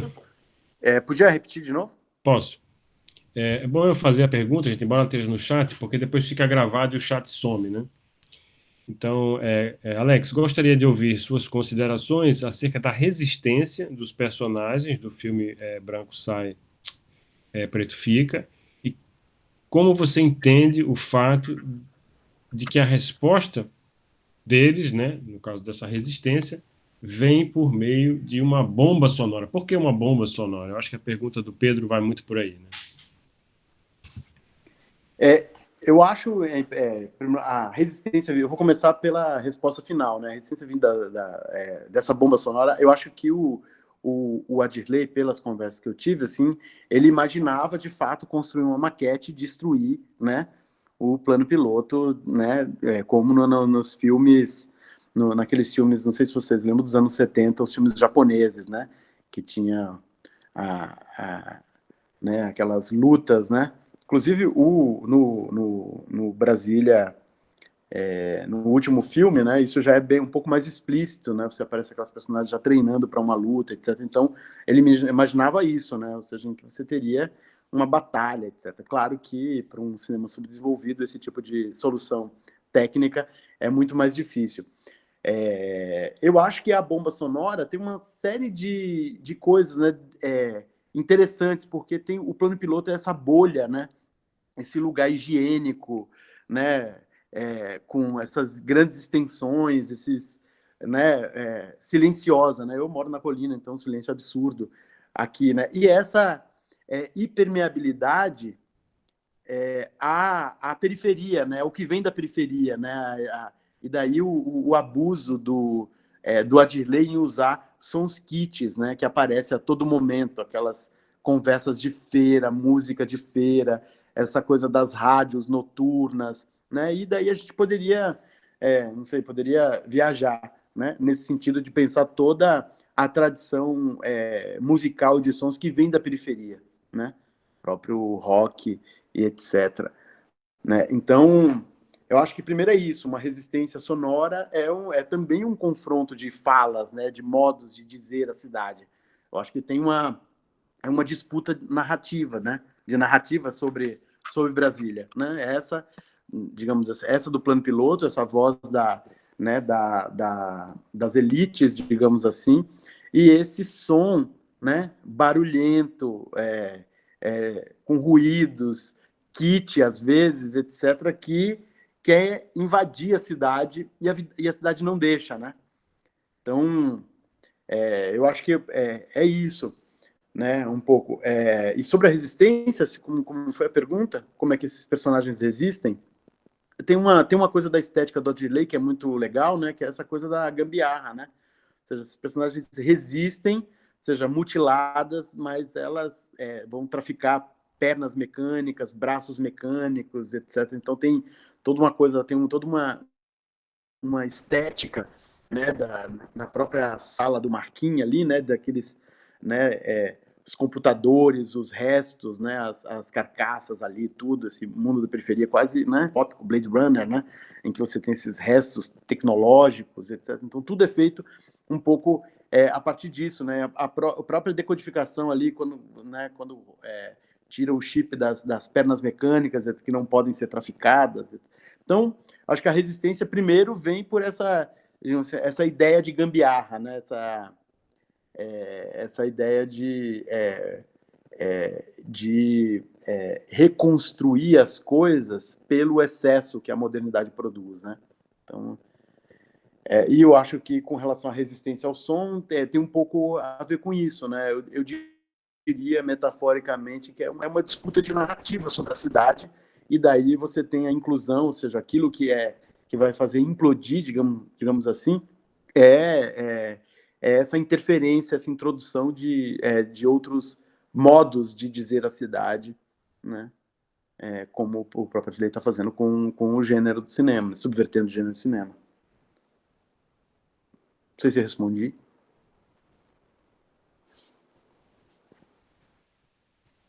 Tem uma pergunta também para a Karina, que é feita pela Taliane Tomita. Se a Karina pode falar um pouco sobre a questão da geopoética que você citou, que é exatamente essa confluência aí, Tá. desses terrenos. A geopoética é uma área, vamos dizer assim, né? Ela aparece primeiro, é uma forma a definição mais elementar da geopoética tem duas, assim, tem duas definições elementares, assim, para a gente pensar. Uma, ela é dada por um poeta que se chama Michel Deguy. Ele tem um texto dele em português, que é um livro que a Unicamp traduziu algumas coisas dele, que se chama Reabertura após Obras, e tem um texto lá dele que se chama Geopoética. E para o Michel Deguy, a geopoética está no campo da poesia, né? Nas palavras, nos termos. E ele fala que a geopoética é a beleza da terra, né? Essa beleza terrestre. Encontrar a beleza terrestre.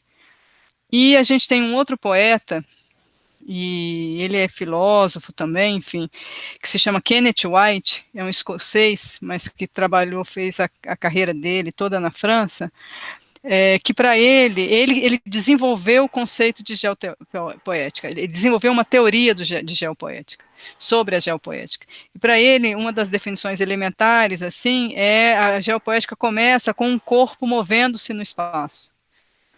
E, a partir disso, assim, como é que a gente...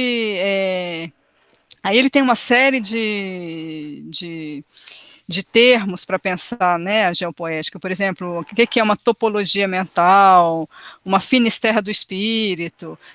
Para quem se interessar, ele fundou, no final dos anos 80, o Instituto Internacional de Geopoética. E tem várias línguas, tem os textos fundadores dessa disciplina. Ele cria uma teoria, né? O livro onde ele coloca isso como teoria se chama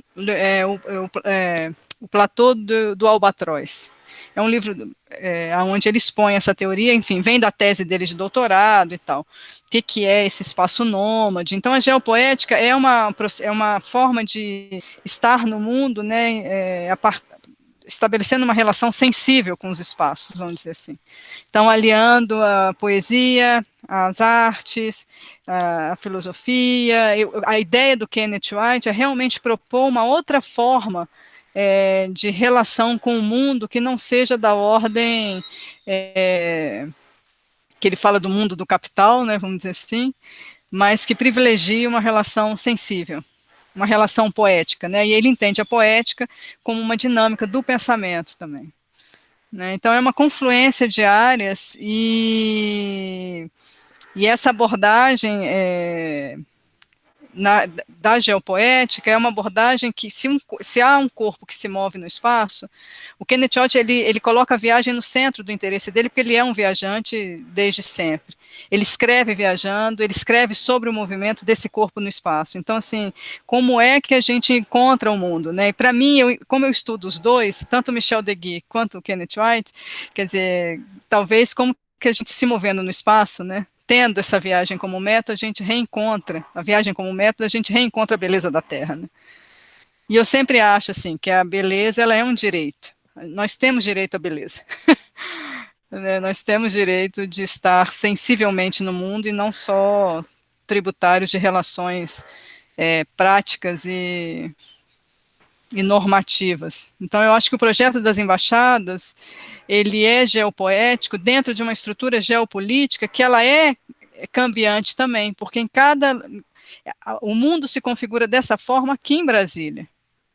As embaixadas, quando elas estão em outros lugares do mundo, o mundo ele aparece de outra forma, a geopolítica se dá de outra forma, as relações de vizinhança elas vão se estabelecendo à medida em que as embaixadas vão aparecendo no mundo, né? Então, assim, não dá para falar muito rápido, mas a geopoética é uma área do conhecimento.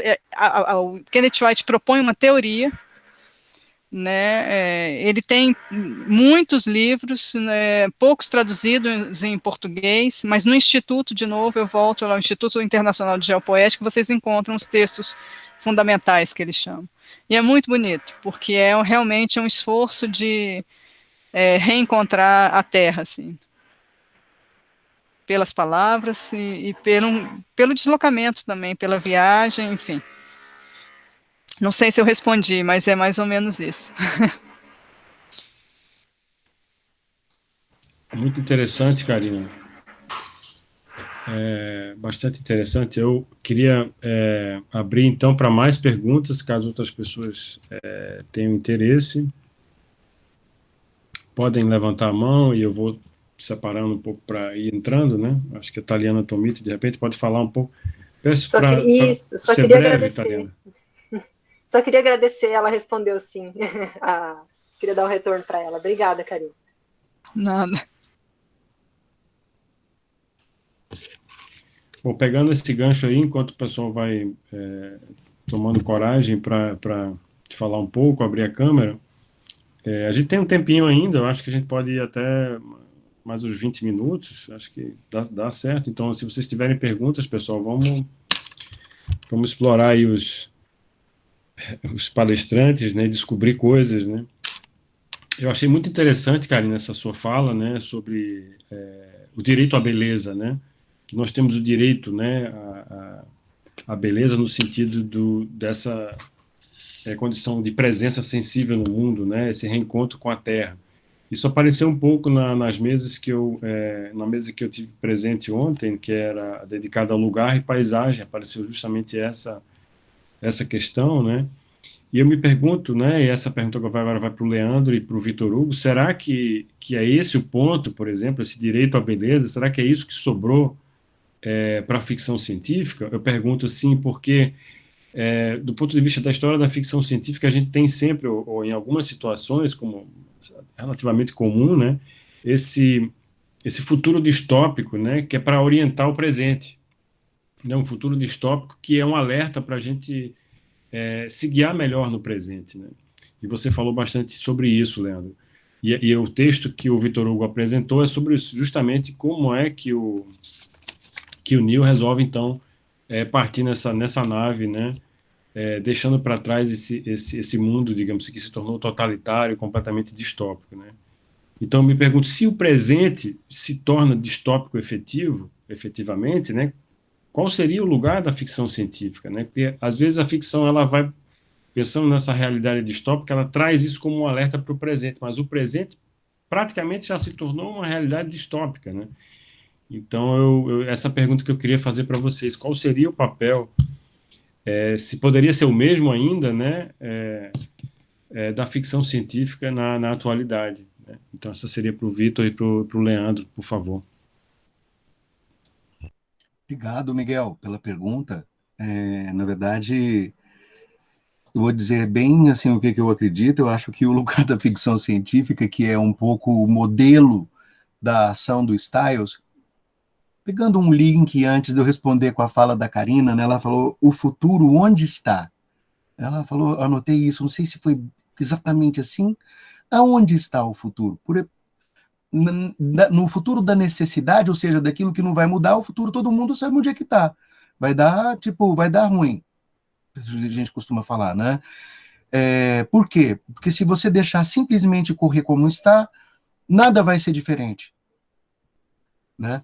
Então, eu acho que do ponto de vista da ficção científica, mesmo da filosofia ou das artes, e mesmo das ciências, eu acho que deveria ser, eu acho, que é colonizar o futuro.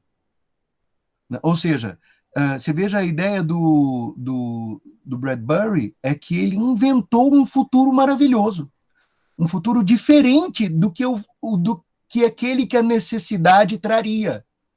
Eu digo necessidade no sentido filosófico do termo, que significa aquilo que não pode ser diferente, né? Então, o que não pode ser diferente, então, o que não tem remédio, remediado está, a gente poderia dizer assim.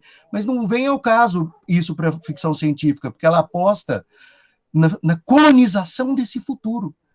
Com uma mentira, ele criou um mundo que não existia. Ele realizou o impossível, né? Ou seja, trocou aquilo que existia com uma outra criação humana. Trocou a criação humana por outra. No limite, o pessoal quer fazer a gente crer que o que existe e é eterno. Não. Justamente, o conto do Bradbury mostra que foi uma criação humana também. Então, o futuro, ele tem que ser criado. né, e não ser um futuro necessário, né, o que não pode ser diferente. O que não pode ser diferente, a gente já sabe qual que é a consequência. Né? O conto dá um exemplo interessante, que ele abria uma sepultura onde ele mesmo se enterrava. Né? Então, esse é o futuro natural. Então, o futuro cultural, a gente poderia dizer, é um futuro criado, né? Não natural. Isso, agradeço. Obrigado pela pergunta, professor Miguel. Eu tenho observado naquela seçãozinha do Instagram, o Explorer, assim, por causa das coisas que eu sigo, aí mostrando muita coisa de literatura e tudo. Aí tem lá uma postagem, não vou procurar aqui agora para não tomar muito tempo, mas é basicamente o seguinte, né?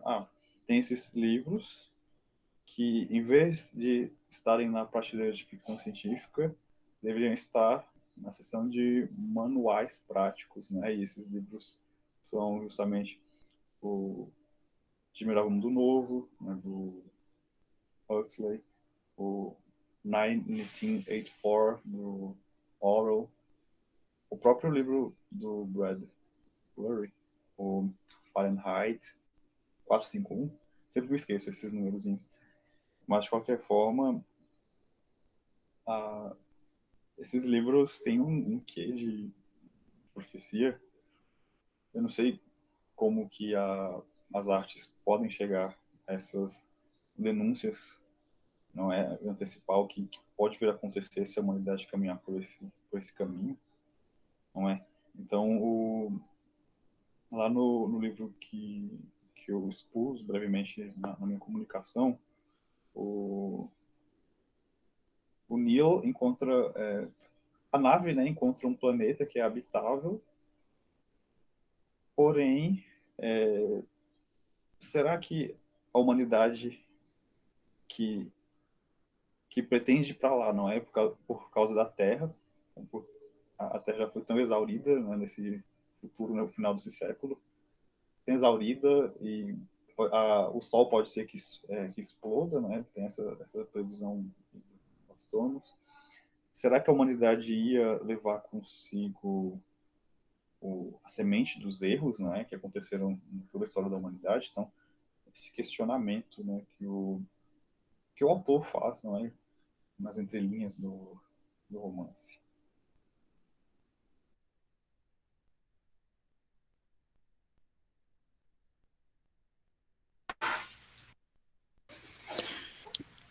Eu tenho, porque o Leandro puxou, né? Não sei, Miguel, se dá para entrar aí na conversa.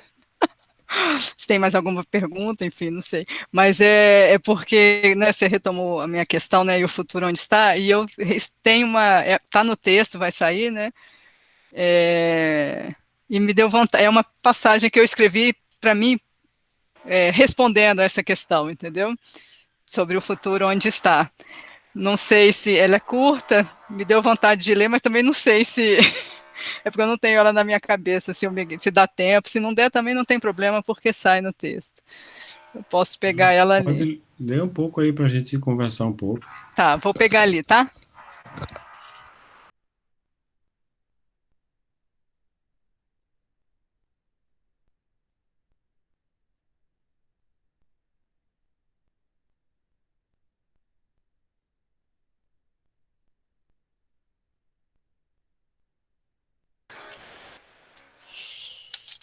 Isso foi uma questão que, né, foi no eixo 4 do nosso artigo, lá o Baldios, né, e eu começo assim, e o futuro onde está?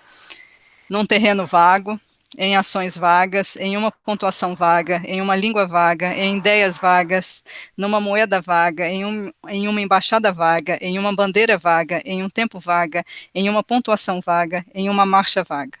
Em todos os lugares não visitados, em todas as latitudes não percorridas, no sul, no extremo sul, no sul extremo, no alto da montanha, na beira do rio, no jardim selvagem, nas 4 cidades de 3 países diferentes percorridas em um único dia, na viagem que não acaba, no não visto, no não dito, na fronteira avistada, no desencontro entre a palavra e a imagem, nos ventos catabáticos, nos sonhos feitos de maré, areia e navios, na pedra que não está morta, no pavio que se ergue quando um olhar inflama. Tem essa citação são de poetas, tá? Que eu vou falar ali. Nas palavras corajosas, no grito de alerta, no livro aberto aleatoriamente todos os dias, nas cicatrizes do Atlas, na flor de todo ano, na mesa do poeta, na beleza das coisas, lá onde estiver. Os buracos nos mapas dão realmente em lugar nenhum? Essa é a minha resposta para essa questão do futuro. E aí estão comigo nessa resposta as poetas Ingeborg Bachmann, que eu cito, né, a Ana Martins Marques, tem uma série de poetas que eu cito aí, o Tahar Ben-Jalou, que é o título, As Cicatrizes do Atlas, enfim. Me deu vontade de reagir. Dialogar, não reagir, dialogar. Gostei da expressão que você falou agora no finalzinho, buraco no mapa, né? Legal. Será que não vai dar em lugar nenhum? Isso é da Ana Martins Marques, a poeta mineira. Será? Talvez você vai levar em Machu Picchu. Ou então São Tomé das Letras, né? Pode ser. É bem conhecido, aliás, esse trajeto. Sim, eu mesmo já procurei muito. Não acho que eu não estava na vibe exata, correta, assim, para atravessar a pedra. Eu acho que buraco no mapa é difícil encontrar. Tem que fazer o buraco, né? Acho que esse que é a ideia. Achei sensacional, muito bonita a reflexão, textos muito capciosos, inteligentes. Obrigado pela resposta. Interessante também, Karina, que a palavra vago, você deve ter talvez já explorado isso aí, mas eu me lembro de ter pesquisado um pouco isso em algum momento aí, que, se eu não me engano, vagos, né, em latim, quer dizer livre, né? Inclusive era um uso atual, né? Assim, dentro da literatura. Então, o que sobrou para a gente de vago, desocupado, né? Faz uma referência direta em outro tempo, no uso, pelo menos na origem, né? À liberdade mesmo, né? Então, o vagamundo seria um mundo livre, né? Assim como você está colocando aí, dentro de todas essas citações que você colocou aí, né? O vaga, quer dizer, se você substitui por livre, e aí você tem toda uma riqueza, né? Que fica mais próximo, né? Do que a gente entende hoje como liberdade, né? O vago como tendo essa força. Deixa eu ver aqui. Tem um comentário aqui no chat. Antes de ler isso, eu queria só perguntar para o Alex uma coisa que me ocorreu na fala dele, que eu terminei comentando os outros e não foquei nisso, mas, Alex, você não acha que o tema da viagem, nesse filme que você analisou, ele é super, digamos assim, importante, né? Porque ele aparece pelo menos com duas referências muito fortes, né? Uma delas, por exemplo, é essa do passaporte, né? Quer dizer, é uma ficção que é muito palpável, né? Para quem mora em Brasília sabe das distâncias e da dificuldade de entrar no plano piloto, do ponto de vista mesmo da distribuição geográfica, né? Enfim, transporte urbano, de uma maneira geral, né? Que tem uma limitação, enfim. Alex, será que ele está escutando a gente? Ih, eu achando que ele estava falando com a gente. Alex, você está aqui ou está aí? Acho que ele está em outra reunião, hein? Bom, deixa ele quieto aí. Bom, então era essa coisa que eu queria comentar com ele, né? Da importância da viagem que eu vi no Preto Sai, desculpa, no Preto Fica, Branco Sai. E passo a leitura, então, aqui no chat, talvez da última pergunta, ainda, talvez dê um tempo mais. Deixa eu ver se é uma pergunta, um comentário. Então, boa tarde. A fala da professora Karina me lembrou o trabalho do artista Nahum Mantra, o Cósmica. Nahum prega a ocupação do cosmos tanto por processos imaginativos como pela criação de políticas públicas que regulamenta o acesso político militarizado e circunscrito do espaço. Talvez o futuro seja a soma, né? O vago, a terra que habitamos e as poéticas orbitais. Quiser comentar um pouco, Karina?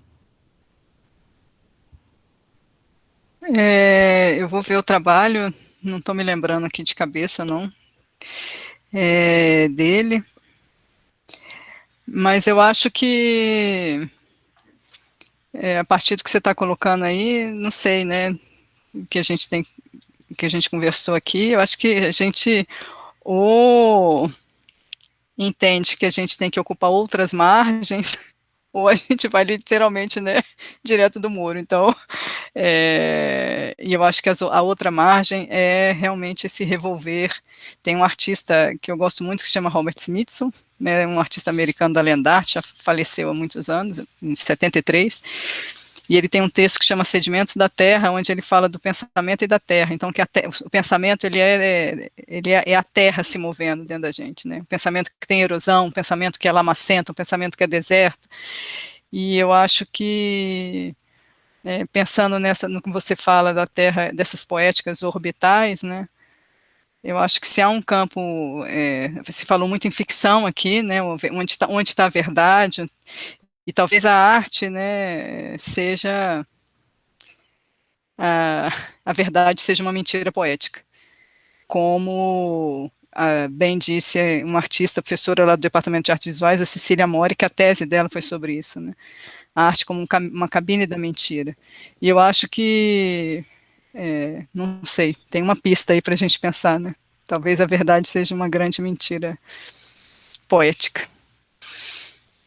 É isso, só reagindo rapidamente, sem muito filtro. Não, tudo bem. Vamos por aí, vamos construindo algumas coisas ainda. O Cícero tem mais um comentário também, fazendo uma referência à Karina, que falou em direito à beleza. Eu lembrei que o Cícero falando, né, o Niemeyer respondia às críticas de que sua obra seria muito escultórica e pouco funcional para quem, né, a forma segue a função, né? Com a ideia que beleza também é função. Pensando aí, não só no trabalho monumental do Niemeyer, ou seja, uma ideia da beleza da paisagem como um serviço público acessível a qualquer um que passe por ali. E eu acho que tem que lembrar sempre, não sei se me permite reagir assim imediatamente, que a paisagem, ela é vivida, né? A beleza, ela é vivida. Ela não é só a distância que nos separa, né? Ela não é só especular, ela não é só... Então, eu acho que a gente vive a beleza também, mesmo que isso possa parecer tão absurdo nos dias de hoje, né? E eu acho que muito da crise que a gente vive é uma crise da paisagem, de uma ideia. A paisagem, ela é uma ideia, uma possibilidade de conjunto. Ela é um comover-se, né? Até outro dia eu vi o Krenak falando disso, mas eu tenho um trabalho de 2010 que se chama Comover-se, quer dizer, como é que a gente vê, como é que a gente se comove? É uma forma de ver, né? Uma forma de... a paisagem, para mim, ela é uma composição, é ter uma posição, e ela é uma composição, né? A gente compõe com o espaço, né? E eu acho que a beleza, nesse sentido, ela é uma composição também. E quanto mais distante a gente está da experiência da paisagem, mais próximo do abismo a gente se aproxima. Porque é uma possibilidade de estar junto das coisas, né? O elo entre as coisas, né? O elo entre a árvore, o elo entre a rua, o elo entre as casas, o elo entre nós, assim. Que aliança é essa que a gente vai deixando de estabelecer entre as coisas, né? Então, eu acho que a beleza, para mim, ela tem uma dimensão ética também, né? Se a gente pode falar assim. Sei que eu estou rodeada de filósofos, dá até medo de falar nesse terreno. Já pode de novo, né? Depois de uma temporada de neutralização da beleza, agora ela já está, digamos assim, nativa novamente, né? Nos dias de hoje, então, a beleza é uma resistência, né, gente? Pelo amor de Deus. Sem dúvida. Gente, muito obrigado. Eu só lembro a vocês, se quiserem preparar os seus textos para publicação no livro do evento, caprichem aí. O Vitor Hugo, que meio que fez uma fala improvisada, arruma o texto e manda depois, porque essa parte da ficção científica tem um espaço especial. Inclusive, a gente tem a última fala do dia 30 sobre 2 filmes, né, o Interestelar e o Arrival, né? E vai ser uma análise filosófica e estética desses dois filmes. Eu acho que tem um diálogo interessante entre as falas do Leandro e a do Vitor, de algum modo a do Alex também, mas mais a do Leandro e a do Vitor. Então, assim, vai ter uma parte dedicada no livro a essa parte de ficção científica. Seria bom ter o texto de vocês lá. Reforço o convite. E logo mais, a gente tem às 18 horas a Roda 2, que é intitulada Viagem de Artistas, em que a gente recebe a Alice Fátima Martins, que eu acho que entrou aqui, não sei se ela está aí ainda, da Universidade Federal de Goiás, e a Maria Beatriz Medeiros, professora aposentada da UNB, e também a Natasha Muriel Lopes Galuti, da Universidade Federal do Cariri, para uma rodada de conversa, um estilo um pouco mais informal, mas que espero que seja promissor assim, para a gente continuar discutindo o tema das viagens nas obras dos artistas, aí, pegando carona no que vocês já deixaram aqui, a gente se mantém ainda um pouco nesse universo da ficção. É isso, gente. Muito obrigado a todos. Muito prazer, obrigado, viu? Abraço a todas, a todos. Obrigada, gente. Obrigada, Miguel, aí pelo convite, né? Isso, obrigado. Obrigado, boa tarde. Perfeito, gente. Eu peço então para o André, por gentileza, André, de encerrar a gravação.